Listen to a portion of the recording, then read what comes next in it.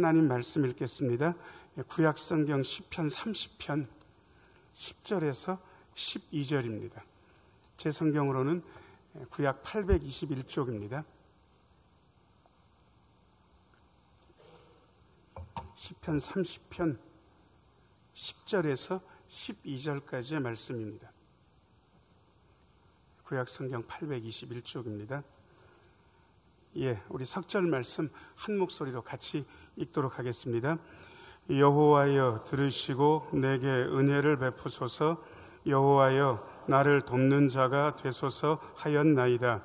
주께서 나의 슬픔이 변하여 내게 춤이 되게 하시며 나의 베옷을 벗기고 기쁨으로 띠띠우셨나이다. 이는 잠잠하지 아니하고 내 영광으로 주를 찬송하게 하심이니 여호와 나의 하나님이여 내가 주께 영원히 감사하리이다. 아멘. 잠시 기도하고 하나님 말씀 듣습니다. 은혜로우신 주님, 이 시간 말씀하여 주시고 말씀 듣는 중에 주의 영이 우리의 심령 속에서 약동하는 시간 되게 하여 주옵소서.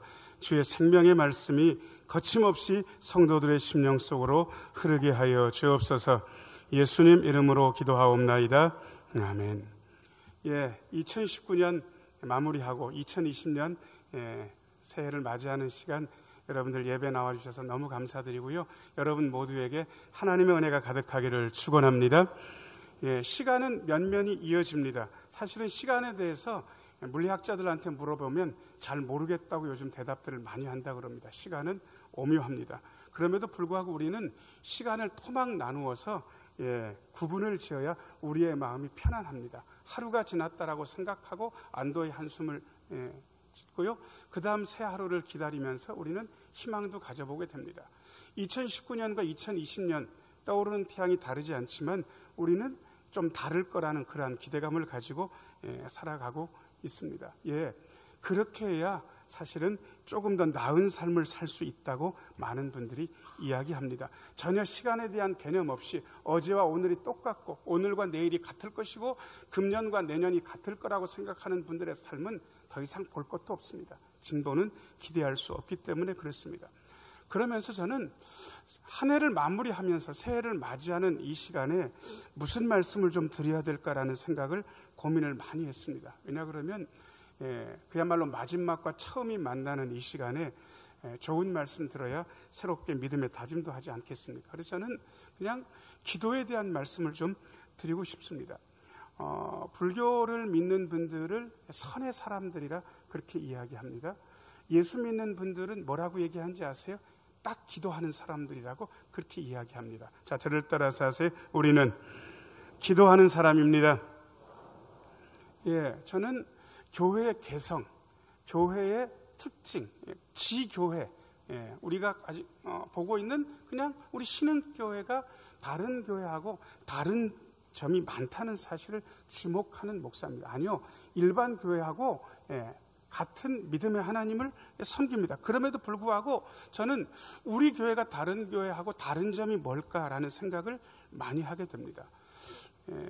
예배 분위기가 좀 다르다는 얘기를 듣습니다. 어떤 분이 오셔가지고 우리 교회 예배를 이렇게 참여하신 다음에 목사님 예배 분위기가 참 따뜻하고 좋아요. 어떤 분은 대놓고 이렇게 얘기하시는 분도 계셨어요. 목사님 예배 중에 주님의 기름 부으심이 있었다고. 굉장히 고급진 용어죠. 뭐 특별한 것 같잖아요. 따뜻하고 하나님의 은혜가 느껴진다. 칭찬으로 제가 들었습니다. 그래서 저는 우리의 예배 분위기를 유지하기 위해서 언제나 정해진 찬양을 부르는 걸 좋아합니다. 예배 마칠 때 무슨 찬양 부르는지 아세요? 620장 부르죠. 그 다음에 저녁 예배 때 나와가지고 예배를 마무리할 때는 무슨 복음성가를 합니까? 좋으신 하나님 하고요. 기도 끝난 다음에 보통 교회에서는 그냥 찬양대가 후주하는 걸 듣는데 우리는 그렇지 않고 같이 찬양을 부르죠. 무슨 찬양 불렀는지 기억나세요? 모든 영광 하나님께 이렇게 부릅니다. 이 작은 것 하나가 우리 교회의 특징들을 설명하고 있습니다. 제가 제 고향이 제주도입니다. 제가 제주도에서는 꽤 이름난 고등학교를 나왔는데요. 제가 깜짝 놀란 게 있습니다.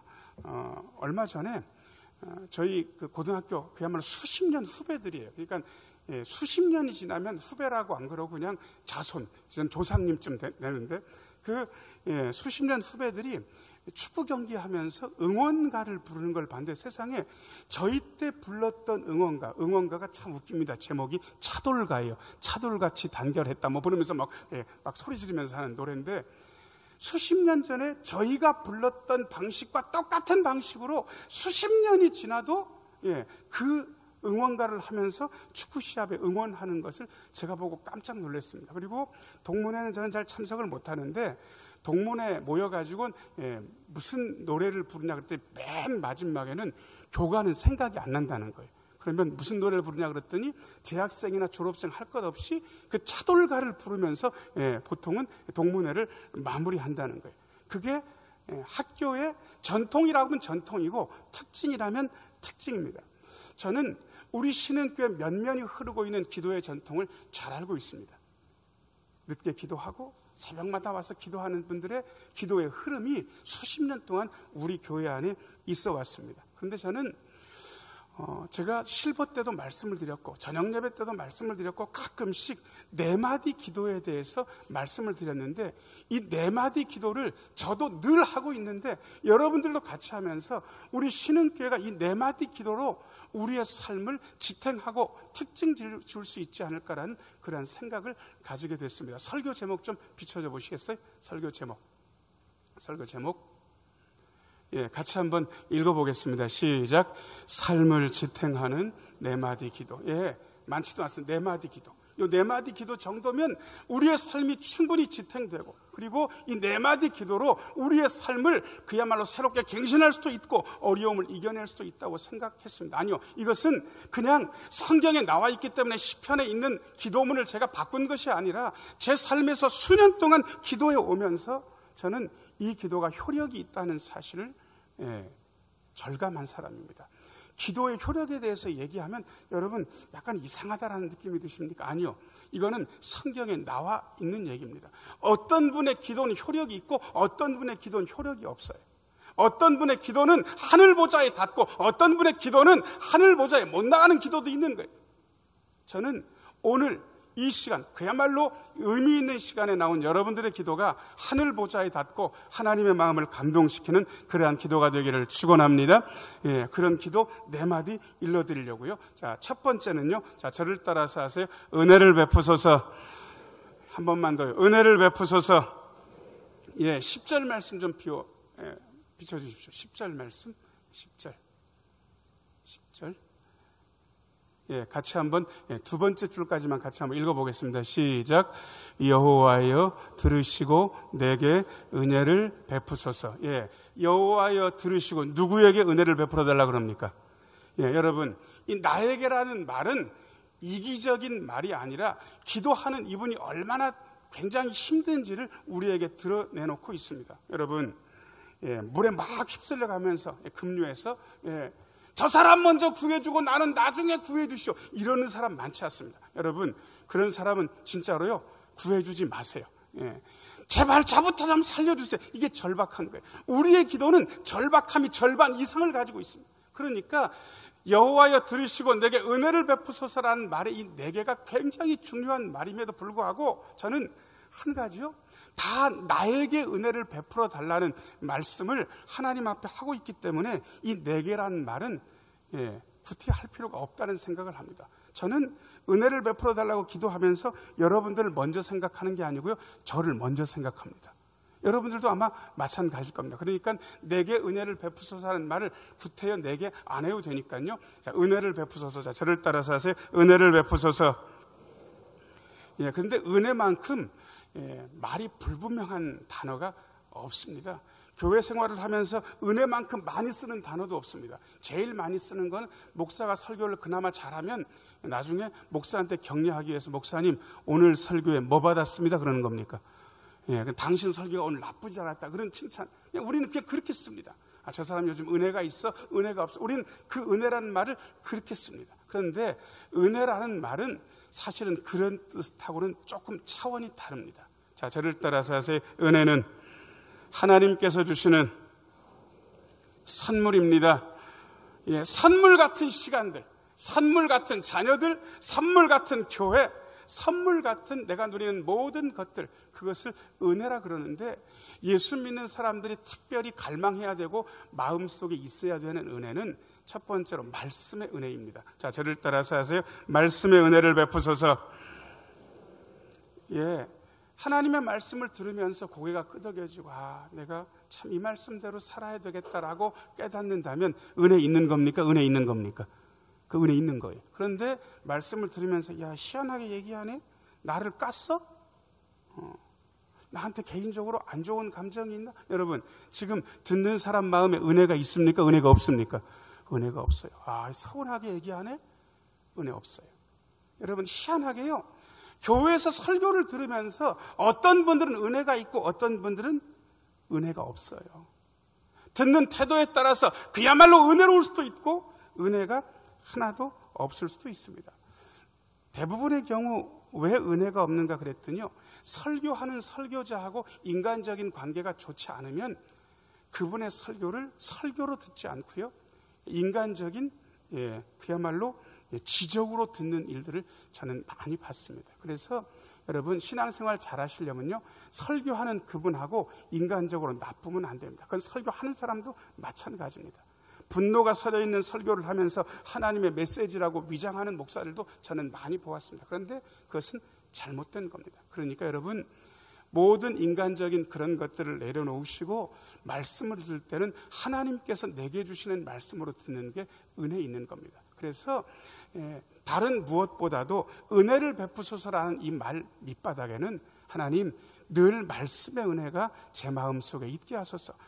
강단에서 선포되는 말씀이 제게 꼭 필요한 말씀, 저에게 주시는 하나님의 말씀으로 들리게 하소서. 말씀의 은혜가 먼저라는 사실을 마음속에 간직하셔야 됩니다. 자, 저를 따라서 하세요. 은혜를 베푸소서. 그 다음에 이 은혜는 말씀을 듣는 가운데도 임하지만 기도하는 곳에 은혜가 임하게 되어 있습니다. 자, 저를 따라서 하세요. 기도의 은혜. 많은 분들이 기도합니다. 그런데 어떤 분들은 기도가 안 된다는 것도 경험한다는 사실을 우리는 잘 알고 있습니다.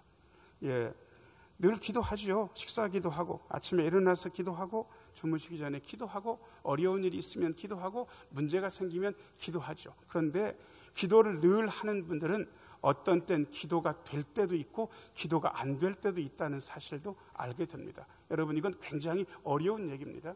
기도가 된다, 기도가 안 된다. 저는 기도를 늘 하는 것도 중요하지만 성령님께서 도와주셔서 기도가 되는 은혜가 있어야 된다고 늘 주장하는 쪽입니다. 저는 오늘 예배 나온 여러분 모두에게 기도가 되는 은혜가 있기를 축원합니다. 많은 분들이 기도가 안 되고 있는 거예요. 희한하게 마음속에 은혜가 떨어지면 말씀이 안 들릴 뿐만 아니라 기도가 안 되는 거예요. 기도를 안 하는 게 아니, 새벽 예배 안 나오는 게 아니, 송구영신 예배 안 나오는 게 아니, 나와서 앉아는 있어요. 그런데 기도가 안 돼요. 영적으로 문제 있는 것이죠. 그런데 저는 늘 기도하는 곳에 주님을 의지하기만 한다면 주님께서 기도가 되게 하신 은혜를 늘 베풀어 주시는다고 믿고 있는 사람입니다. 말씀의 은혜, 기도의 은혜, 그 두 가지 큰 은혜를 생각하면서 우리가 첫 번째 우리의 삶을 지탱하는 기도, 첫 번째는요, 은혜를 베푸소서입니다. 자, 저를 따라서 하세요. 은혜를 베푸소서. 여러 가지 힘든 일들이 저도 교회 부임해서 있었습니다. 그런데 저는 그때마다 하나님께서 저한테 말씀을 공부할 수 있는 은혜를 주셨습니다. 우리 교회 부임해서 13년 동안 힘들고 어려울 때 성경 공부를 하면서 저는 다시 한번 힘을 낼 수 있었습니다. 제자양육 성경 공부를 하면서 힘을 냈고요. 성경 읽어지네 성경 공부하면서 힘냈고, 통성경 공부하면서 말씀이 들리고 말씀이 읽어지는 복을 주셨습니다. 그리고 여러분들과 같이 기도하면서 이겨낼 수 있다, 정말로 이겨낼 수 있다라는 그러한 느낌을 강력하게 받았습니다. 은혜를 베풀어 주시는 하나님이 은혜를 베풀어 주셨구나, 그렇게 기도하니까. 그 다음에 자, 두 번째는요, 저를 따라서 하세요. 나를 돕는 자가 되소서. 한 번만 더요. 나를 돕는 자가 되소서. 10절 말씀입니다. 10절 말씀 다시 한번 읽겠습니다. 10절입니다. 10절. 세 번째 줄, 네 번째 줄 같이 한번 읽겠습니다. 시작. 여호와여 나를 돕는 자가 되소서 하였나이다. 아멘. 은혜를 베풀어 달라는 것은 말씀의 은혜, 기도의 은혜, 어떻게 보면 영적인 걸 얘기한다 그러면 돕는 자가 되어 달라는 말은 우리의 삶에 정확하게 필요한 구체적인 도움을 요청하는 겁니다. 여러분, 우리 교우들은 사업하시는 분들이 많습니다. 사업하기가 굉장히 어렵습니다. 다 열심히 합니다. 열심히 한다고 돈 버는 거 아닙니다. 그런데 어떤 분들은 그야말로 하나님께서 도와주셔서 사업하면서 재정의 복을 누리고 그렇게 잘하는 것 같지 않은데 더 잘 되는 것들을 봅니다. 어떤 분들은 그야말로 열심히 노력하고 힘써서 하는데 어떤 분들은 희한하게 어려운 일들을 겪는 것도 저는 보았습니다. 하나님의 구체적인 도우심이 없으면 사업을 운영할 수도 없고 부모 노릇을 할 수도 없고 교회의 직분을 감당할 수도 없고 그리고 자신에게 맡겨진 일을 잘 감당할 수도 없습니다.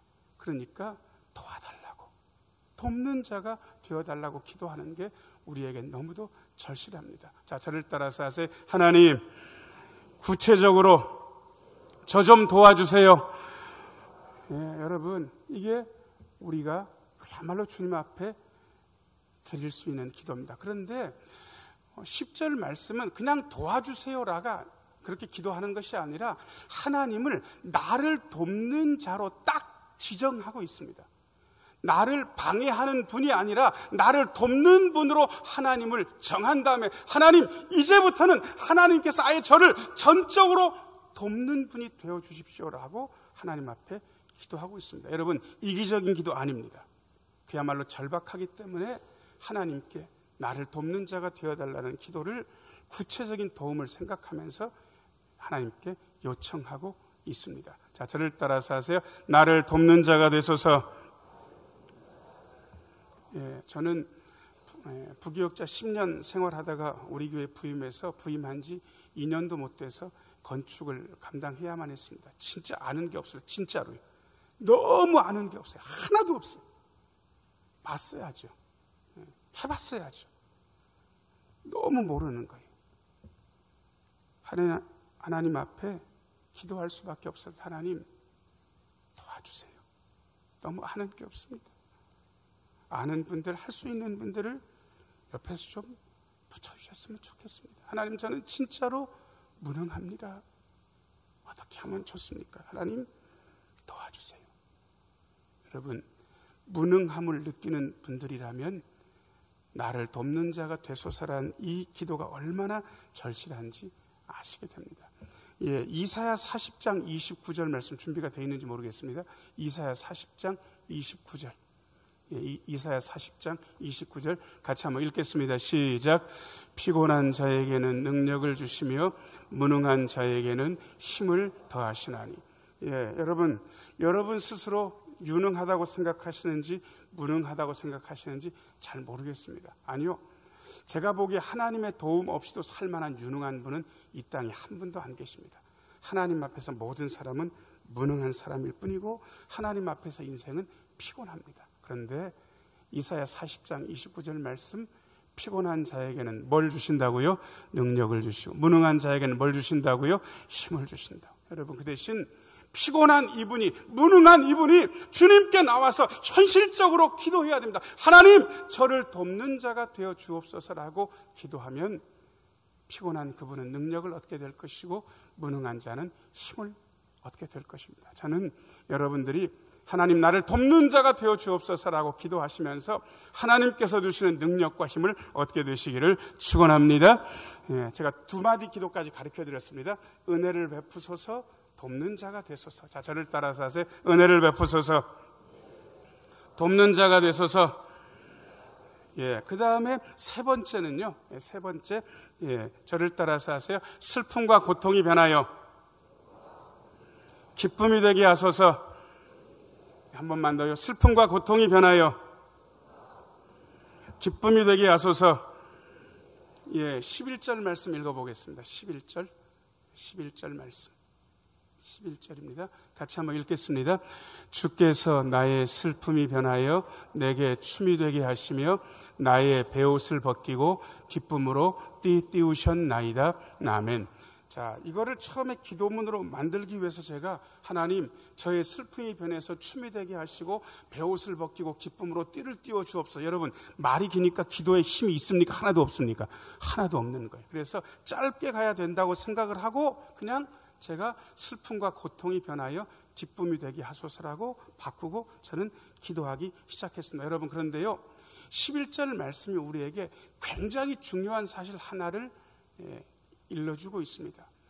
은혜를 베풀어 달라고, 도와달라고 늘 기도하는 그분에게도 11절에 보니까 슬픔이 있을 수 있습니까? 있습니까?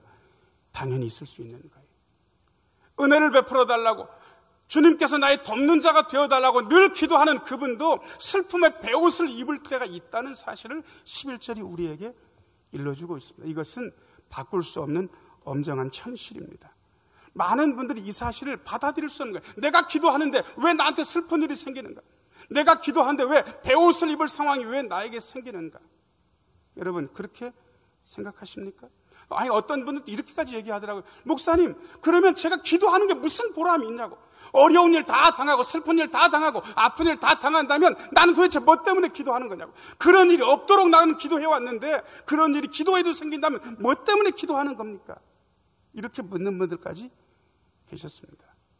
여러분, 왜 기도하는 겁니까? 슬픔이 우리의 인생 중에 아예 없으라고요? 고통이 우리의 인생은 아예 면제되라고요? 우리의 인생은 그야말로 앞길이 탄탄대로고 롤러코스터 같은 인생을 살지 않고 우리 자녀들의 길은 쫙 펼친 그러한 탄탄대로로만 가게 해달라고요? 여러분, 과연 그렇습니까? 그게 가능하긴 합니까? 여러분, 고통과 슬픔 없이 예수를 믿는 사람은 없습니다. 고통과 슬픔 없이 성장하는 사람도 없습니다. 하나님의 구원을 얻기 위해서 고통과 슬픔을 겪어내지 않는 사람도 없습니다. 그렇다면 무엇 때문에 기도하는가? 예, 변화 때문에 우리는 기도합니다. 자, 저를 따라서 하세요. 슬픔과 고통이 변하여 기쁨이 되게 하소서. 모든 슬픔과 고통이 기쁨으로 변하지는 않습니다. 어떤 슬픔은 슬픔 자체로 끝나고 의미 없는 고통으로 끝나는 것도 저는 많이 보았습니다. 어떤 사람은 고통을 겪어내고 더 잘 되는 것도 맞지만 어떤 사람은 고통 중에 망하는 것도 제가 보았습니다. 기도는 왜 합니까? 슬픔과 고통이 변하여 기쁨이 되도록. 기도하는 그분에게 하나님께서 은혜를 베푸시고 도와주셔서 슬픔과 고통이 변해서 기쁨이 되게 하실 수 있기 때문에 우리는 기꺼이 기도하고 나아가고 있습니다. 자, 저를 따라서 하세요. 슬픔과 고통이 변하여 기쁨이 되게 하소서. 그리고요, 기도하지 않으면 견뎌내지 못합니다. 기도해야 견딜 수 있습니다. 신흥교회는 교회적으로도 여러 가지 힘든 일들을 겪어내고 그 많은 일들을 이겨낸 다음에 이 자리에 있습니다. 많은 성도들의 눈물 어린 기도가 있었고 그 기도 때문에 우리는 기쁘게 지금 이 자리에 있습니다. 여러분, 가정적으로도 마찬가지고 개인적으로도 마찬가지입니다. 왜 기도하냐고요? 슬픔과 고통이 변하여 기쁨을 만들기 위해서 우리는 기도합니다. 그래서 우리는 여전히 기도하고 있습니다. 이게 세 번째까지 기도입니다. 자, 저를 따라서 하세요. 은혜를 베푸소서. 돕는 자가 되소서. 슬픔과 고통이 변하여 기쁨이 되게 하소서. 예, 세 번째까지 말씀드렸고요. 네 번째는 짧습니다. 자, 저를 따라서 하세요. 감사합니다. 예, 저한테 하는 게 아니고 위를 보면서 한번 해보실래요? 하나님, 감사합니다. 예, 여러분, 이 말을 진실로 하기가 얼마나 어려운지 아세요? 예수 믿는 사람들은 그냥 감사를 입에 달고 살아요. 그런데 정말 마음으로부터 하나님 베풀어 주신 은혜가 너무 감사합니다. 그리고 옆에 있는 분들을 보면서 진짜 마음을 담아서 당신이 제 곁에 있는 게 저에겐 기쁨이고 감사함입니다. 정말 감사합니다. 감사의 마음을 담아서 감사하는 건 쉬운 일은 아닙니다. 12절 말씀 읽어보겠습니다. 12절입니다. 같이 한번 읽겠습니다. 시작. 이는 잠잠하지 아니하고 내 영광으로 주를 찬송하게 하심이니 여호와 나의 하나님이여 내가 주께 영원히 감사하리이다. 아멘. 자, 여기 보면 감사하리이다라는 말 앞에 세 글자가 있는데 그 세 글자가 뭡니까? 예, 영원이란 말을 아세요? 만질 수 있으시겠어요? 찰나를 살면서 우리가 영원하고 어떻게 닿을 수라도 있겠습니까? 예, 인간이 영원이란 말을 설명할 수 있는 몇 가지 풀이가 있는데 저는 그 영원이란 말, 풀이한 말을 좋아합니다. 자, 저를 따라서 하세요. 무슨 일이 있어도 우리는 영원이란 말을 잘 몰라요. 우리는 원래 찰나를, 순간을 살기 때문에 영원을 잘 모르는데 영원이란 말을 해석할 수 있다면 무슨 일이 있어도 라고 바꾸면 그 영원이라는 말을 제대로 해석한 게 됩니다. 자, 그러면 저를 따라서 하세요. 내가 주님께 무슨 일이 있어도 감사하겠습니다. 예, 무슨 일이 있어도 감사하겠다는 이 고백이 영원히 감사하겠다는 고백입니다. 여러분, 무슨 일이 있어도 감사하겠다는 이 고백은 하나님의 섭리를 이해하지 못하면 무슨 일이 있어도 감사하는 건 불가능합니다. 우리는 보통 어떻게 감사하냐 그러면요, 좋은 일이 있으면 감사하고 싫은 일이 있으면 불평하고 안 좋은 일이 있으면 근심하는 게 우리의 삶의 지극히 정상적인 모습이에요. 그런데 무슨 일이 있어도 감사하려고 그러면 한 가지 신앙이 전제되어 있어야 됩니다. 로마서 8장 28절, 로마서 8장 28절, 이 신앙이 있는 분과 이 신앙이 없는 분하고는요, 감사의 자세가 완전 다릅니다. 로마서 8장 28절 같이 한번 읽겠습니다. 시작. 우리가 알거니와 하나님을 사랑하는 자 곧 그의 뜻대로 부르심을 입은 자들에게는 모든 것이 합력하여 선을 이루느니라. 아멘. 자, 저를 따라서 하세요. 모든 것이 합력하여 선을 이룹니다. 예, 안 좋은 일이 거푸 일어났어요. 그런데 그 안 좋은 일이 합쳐지고 나면 더 좋은 일로 바뀔 수 있다는 것을 우리는 믿어요. 왜? 하나님이 우리를 사랑하시니까. 왜요? 하나님께서 우리를 부르셨으니까. 하나님을 사랑하는 자, 곧 그 뜻대로 부르심을 입은 자들에게는 모든 것이 합력하여 선을 이룬다는 이 고백이 없으면 무슨 일이 있어도 하나님 앞에 감사한다는 건 애초에 불가능합니다. 여러분, 모든 것이 합력하여 선을 이룬다는 이 말씀을 믿을 수 있어야 어떤 일이 있어도 무슨 일이 있어도 우리는 감사할 수 있습니다. 자, 저를 따라서 하세요. 모든 것이 합력하여 선을 이루느니라. 예, 이 사실을 믿는다면 안 좋은 일이 있을 때도 그 안 좋은 일들이 합쳐서 하나님의 섭리 안에서 합력해서 선을 이룬다는 사실을 우리는 믿게 됩니다. 그래서 어떤 일이 있어도 우리는 감사할 수 있습니다. 여러분, 네 마디 기도입니다. 저는 이 네 마디 기도가 제 마음속에 있는 것처럼 우리 신흥교회 교우들 마음속에 있어서 우리 신흥교회 개성, 우리 신흥교회 기도의 특징으로 자리 잡았으면 좋겠습니다. 자, 저를 따라서 하세요. 은혜를 베푸소서, 돕는 자가 되소서, 슬픔과 고통이 변하여 기쁨이 되게 하소서, 감사합니다. 자, 이제는 위를 보면서, 자, 저 보면서 하지 마시고요. 자, 저를 따라서 하세요. 은혜를 베풀어 주십시오. 도와주세요. 슬픔과 고통이 변하여 기쁨이 되게 해주세요. 하나님 감사합니다. 예, 이 네 마디 기도로 여러분들의 삶이 충분히 지탱되시고 아름다운 기도의 결과들과 효력들을 얻게 되시기를 예수님의 이름으로 축원합니다. 기도하겠습니다.